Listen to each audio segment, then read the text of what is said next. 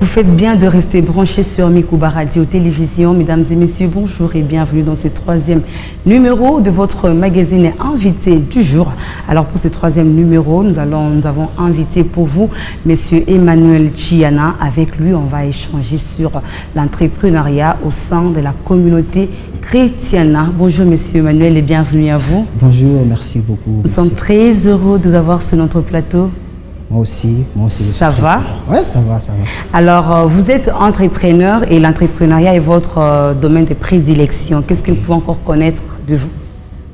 Je m'appelle Emmanuel Chiana. Je suis jeune chrétien entrepreneur. J'entreprends dans plusieurs domaines.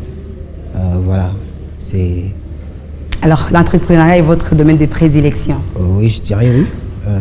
Voilà, avec vous, on va échanger sur l'entrepreneuriat au sein de la communauté chrétienne. Vous pouvez nous mettre un peu dans le contexte, qu'est-ce que nous pouvons comprendre par l'entrepreneuriat? Oui, merci pour la question, bien sûr. L'entrepreneuriat, c'est le fait de démarrer une activité économique, bien sûr, dont on est soi-même initiateur. Donc, le fait de créer et de développer une entreprise, changer d'un projet, donner vie à un projet. Voilà, c'est ça l'entrepreneuriat. Donc, en bref, c'est le fait de créer et de développer une entreprise. Alors, vous êtes chrétien, vous avez dit que vous êtes vraiment chrétien, fervent, vous servez Jésus-Christ. Alors, pourquoi l'entrepreneuriat au sein de la communauté chrétienne? L'entrepreneuriat au sein de la communauté chrétienne, c'est très important qu'on introduit aussi la notion de l'entrepreneuriat est beaucoup plus dans les têtes des jeunes chrétiens. C'est pour promouvoir l'entrepreneuriat au sein de la communauté chrétienne, donc sur le plan économique. Ça fait déjà un moment, la communauté chrétienne est en dessous. Les jeunes ne veulent pas travailler, les jeunes ne veulent pas créer.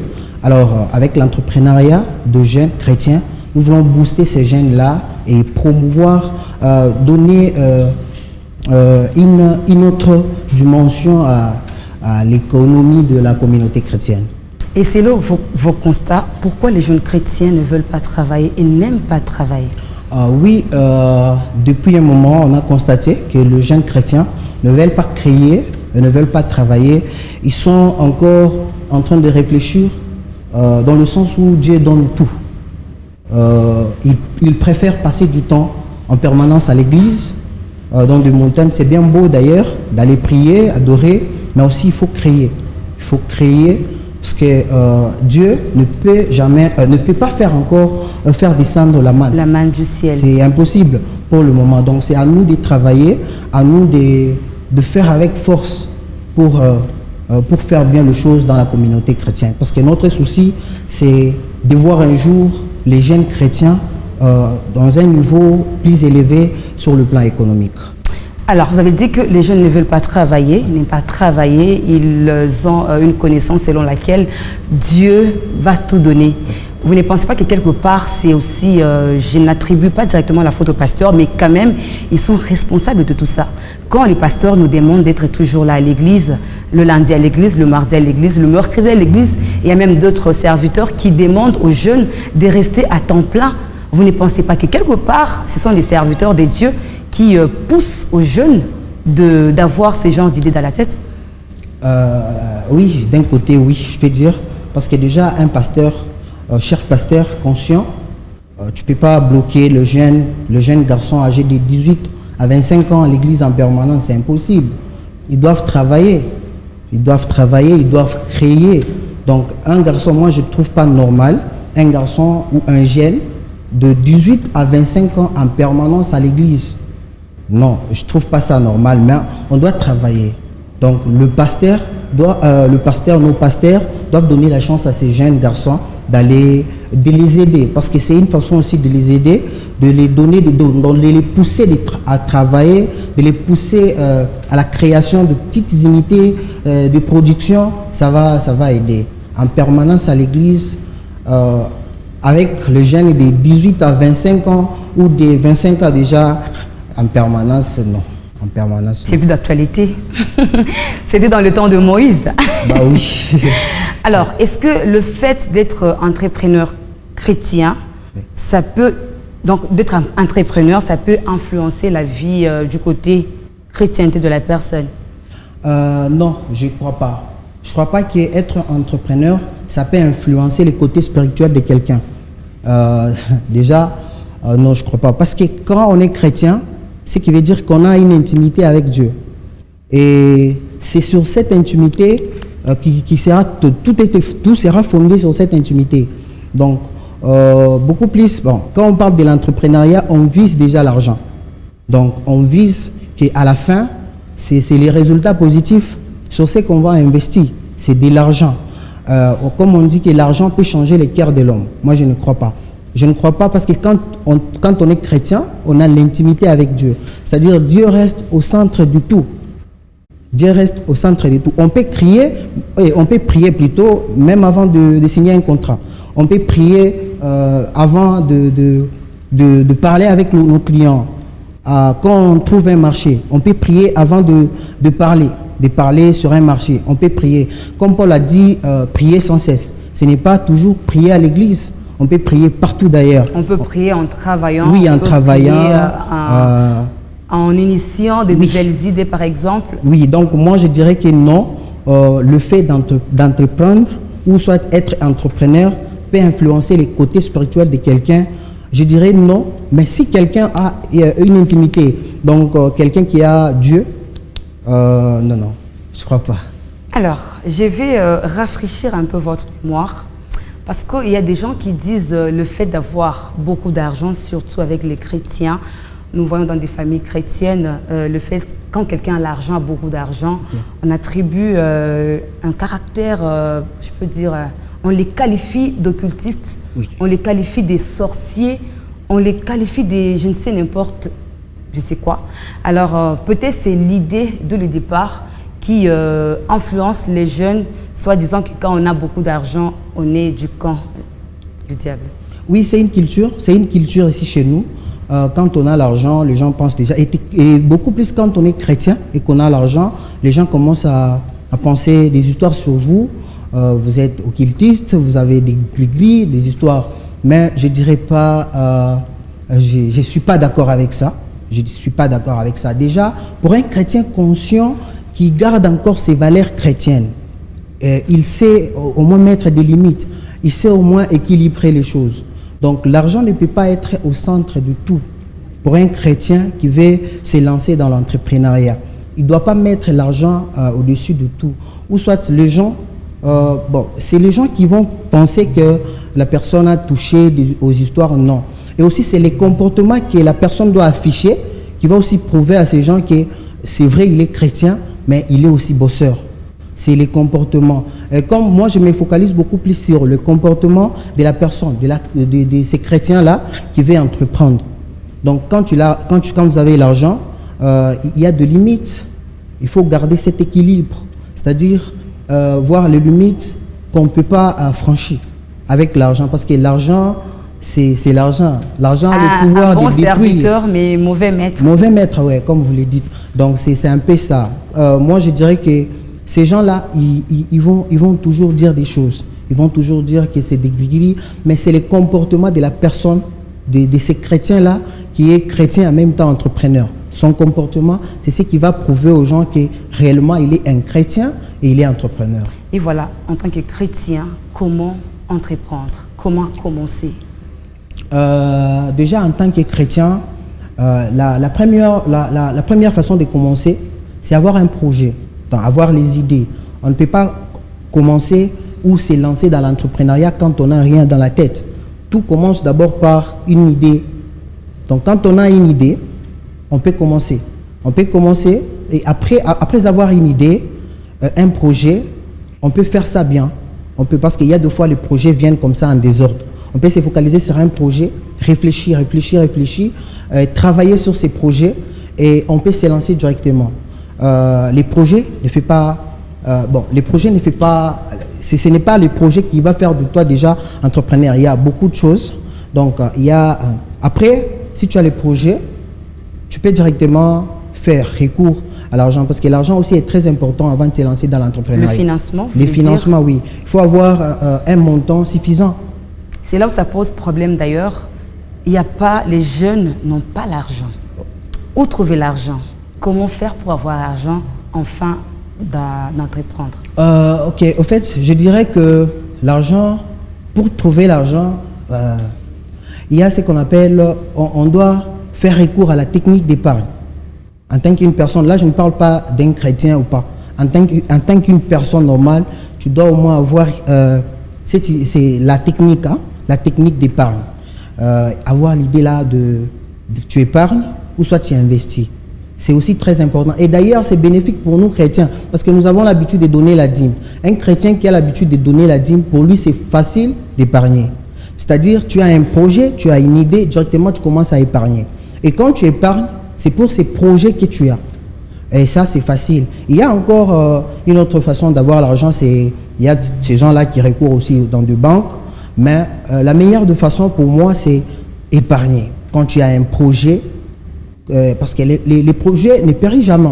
Tu as ça, c'est en toi, tu commences à épargner jusqu'à ce que tu vas réaliser ces projets-là. Alors, quand on épargne, parce qu'il n'y a pas de financement sans financement. Ouais. Le fait d'épargner, je suis jeune chrétien, je n'ai pas un boulot. Comment mobiliser les sources de revenus pour épargner, bien sûr, afin de réaliser un projet quelconque? Déjà, je dirais que je ne parle pas des chrétiens seulement là. Là, les jeunes, je suis en général. Monde, voilà. Je suis en général. C'est vrai, il n'y a pas. Bon, un jeune, tu n'as pas le boulot, tu cherches comment tu vas faire pour épargner. Je dirais qu'il faut chercher. Il y a des petits trucs par-ci, par-là. On ne fait rien. On ne fait rien. C'est-à-dire, il faut chercher. On ne fait rien, c'est pour cela qu'on ne trouve pas. Parce que même la Bible dit, si tu cherches, tu vas trouver. C'est quand tu cherches. Parce que toi, si tu ne cherches pas, tu ne vas pas trouver. Donc, le jeune qui ne travaille pas, il doit chercher. Chercher de quoi faire. Ce n'est pas rester comme ça, sans rien faire. Là, c'est un problème. Il faut aller chercher. Je crois que quand tu cherches avec ta foi, tu vas toujours trouver. Quand tu cherches à faire quelque chose là, pour te donner ne fût-ce que rien, tu vas toujours trouver. Alors déjà, on a cherché, on a quelque chose, on a un projet dans la tête. Quels sont les défis auxquels les jeunes ou les chrétiens font face généralement quand il s'agit de l'entrepreneuriat? Oui, il y a beaucoup de défis. Beaucoup de défis. D'abord, le premier défi, moi, je dirais que c'est avoir la somme, l'argent. L'argent, là, pour moi, c'est le premier défi. Parce qu'avoir un projet, c'est facile, c'est simple. Mais avoir l'argent, fait en sorte que le jeune, tu as le projet, mais tu es bloqué parce que tu n'as pas l'argent. Ça, c'est un grand défi. Au-delà de ça, il y a aussi le fait de quelqu'un qui n'est pas capable de créer une équipe. Parce que quand tu as un projet, tu peux aussi avoir un montant pour démarrer ton business, mais quand tu n'as pas la notion là de leadership pour créer une équipe, ça aussi, ça pose un problème. Il y a aussi le défi, comme anticiper et trouver des solutions. Ça aussi, c'est un défi. Donc, tu peux te lancer comme ça, mais tu n'es pas capable d'anticiper et de trouver des solutions. Il y a plusieurs défis, comme par exemple, fixer des règles et des normes. Quelqu'un qui se lance déjà dans l'entrepreneuriat, mais il n'a aucune règle, il n'a pas de normes, donc il est comme ça. Et ça fait en sorte que les choses n'évoluent pas jusqu'à ce qu'il va abandonner s'il n'est pas fort. Donc, l'entrepreneuriat, moi, je peux dire que c'est tout le monde, comme pour le moment, tout le monde veut être entrepreneur. Mais l'entrepreneuriat ne convient pas à tout le monde. Donc, celui qui est entrepreneur doit être capable de réussir, de supporter les coûts et de prendre les risques. Donc, voilà, il y a beaucoup de défis qui font que les choses n'évoluent pas, qui bloquent encore certains jeunes de se lancer dans l'entrepreneuriat. Être son propre patron n'est pas du tout facile. C'est pas du tout facile, mais c'est possible. C'est possible. Alors, comment nous pouvons surmonter ces défis? Déjà, ces défis, chaque défi a une solution, a une stratégie, chaque défi. C'est-à-dire, si tu es bloqué sur l'argent, tu dois aussi avoir des stratégies, comment faire pour trouver l'argent. Comme je vous ai dit, c'est soit avec la technique d'épargne. Aussi, quand je dis le défi, genre, tu n'es pas capable de créer une équipe. Là, c'est avoir la notion de leadership, apprendre comment gérer les personnes. Là aussi, c'est aussi une façon de surmonter ces défis-là. Donc là, il faut recourir aux différentes formations. Aux différentes formations pour avoir l'idée de faire en sorte de surmonter tous ces défis-là. Donc, il y a chaque défi, comme je vous ai dit, chaque défi a une stratégie. Chaque défi a une stratégie. Comme par exemple, celui qui n'est pas capable de fixer des règles, mais c'est ton projet, c'est ton travail, tu dois au moins être à mesure. Là, ça n'a rien à voir avec le sentiment. Tu dois te fixer d'abord toi-même des règles, et être discipliné. Et ça aussi, c'est une stratégie pour faire en sorte que les choses évoluent en prenant des décisions et en se fixant des règles et des normes dans ce que nous faisons. Alors, en tant que chrétien, parce qu'ici, il s'agit de la communauté chrétienne, est-ce qu'il y a, quel est l'apport que les jeunes ou les gens en général, chrétiens qui veulent entreprendre, quel est l'apport dans notre société? Ok. Les jeunes doivent contribuer. Bon, les jeunes qui sont déjà dans l'entrepreneuriat ou ceux qui veulent aussi se lancer dans l'entrepreneuriat, ils doivent contribuer au développement et soutenir au développement de la communauté chrétienne. Donc, ils doivent, il y a plusieurs secteurs. Ils doivent apporter un plus dans tous les secteurs, dans les secteurs de l'éducation, dans les secteurs de la santé, dans les secteurs agricoles. Donc, il y a plusieurs secteurs. Donc, les jeunes doivent au moins apporter et contribuer, soutenir au développement de la communauté chrétienne. Alors, c'est très important. Alors, Monsieur Emmanuel, je voulais quand même, avant de finir avec vous, on dit toujours, je vais revenir un peu par rapport à la gestion de projet, bien que ce n'est pas vraiment le sujet d'aujourd'hui, mais j'aimerais quand même que vous puissiez éclaircir les gens par rapport à cette question. Est-ce que pour réussir un projet, quand on veut entreprendre, est-ce que l'entourage compte aussi, les gens avec qui nous travaillons? Oui. Ça compte pour la réussite d'un projet? Oui, ça compte pour la réussite d'un projet. Oui, l'entourage aussi compte. Donc, quand vous voulez vous lancer dans l'entrepreneuriat, il faut aussi voir les gens qui sont autour de nous. Bon, on ne dit pas des projets aux gens, parce qu'il y a des gens aussi mal intentionnés. Tu peux dire un projet, s'il est fort, et plus que toi, il peut réaliser ces projets-là avant toi. Donc, il faut avoir l'entourage là, tu es confiant. Donc, l'entourage, ces gens-là que toi, tu fais confiance. Donc, tu sais que ces gens-là, ce sont de bonnes personnes. Ils peuvent m'aider pour que j'évolue, ils peuvent m'aider pour que les choses aillent bien. Donc, l'entourage joue aussi un rôle très important dans la réalisation de nos projets. L'entourage en qui tu as confiance, est-ce qu'on peut travailler avec les membres de nos familles? Si on peut travailler avec le membre de la famille, selon, là je parle de la compétence, parce que quelqu'un, c'est un membre de la famille, mais s'il est compétent, ouais, il n'y a pas de problème, s'il est compétent. J'aurais appris que les projets qui sont soutenus par les membres des familles, généralement, ne réussissent pas. Est-ce que c'est vrai? C'est votre avis? Pas forcément le projet financé par... Non, les projets qui sont exécutés par les membres d'une même famille.